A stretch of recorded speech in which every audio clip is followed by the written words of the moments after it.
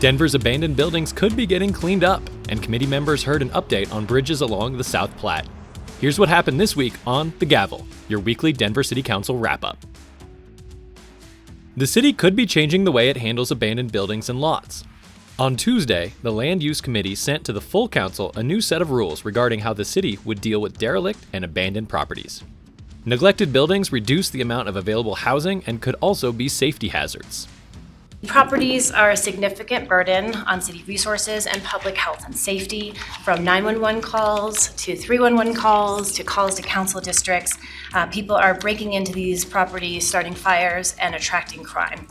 The current ordinance has not been updated since 2012, which means our approach may not reflect our current needs and challenges. As of mid-February of this year, there are almost 250 abandoned sites within the city. In order to increase compliance, officials are proposing higher fines and stricter judicial enforcement of property owners.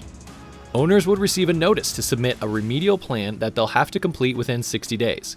If they don't submit it on time, city planning and development can take action, including a fine up to $5,000 each day a violation exists. The proposed legislation would also expand the scope of what qualifies as a neglected property and allow for appeals from property owners. Denver is working to repair its bridges. On Wednesday, the South Platte River Committee heard a briefing on the condition of bridges throughout the city. Vehicle bridges are inspected every 2 years and pedestrian bridges every 3 years. The inspections found that about 14% are structurally deficient out of about 400 vehicular bridges in Denver. The American Society of Civil Engineers gave our bridges a grade of D-. The city is looking at about $80 million of investments from 3 bridge replacement and removal projects. The budget for 2 other bridges has yet to be determined.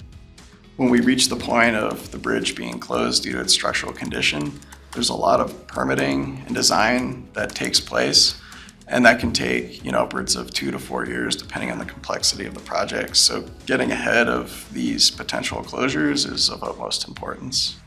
Committee members heard about the success and struggles of community support. On Wednesday, the Safety Committee heard a briefing from members of The Gathering Place, a nonprofit that supports women, children, and gender-diverse people. They provide low-barrier, culturally responsive services and help through meals, shelter, stability, and help with finding housing.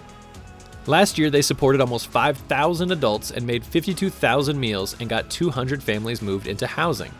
Last year, Denver saw a 150% increase in homelessness since 2022 and a disparity between gender identity and abuse, shelter access, and evictions. Members of The Gathering Place also voiced their concerns on the budget, citing increases in meals, a lack of federal funding, and infrastructure costs that are affecting the ability for places like this to remain open. Shelters and service organizations are really vital to Denver's vibrancy. We increase access to physical, mental health, and addiction care.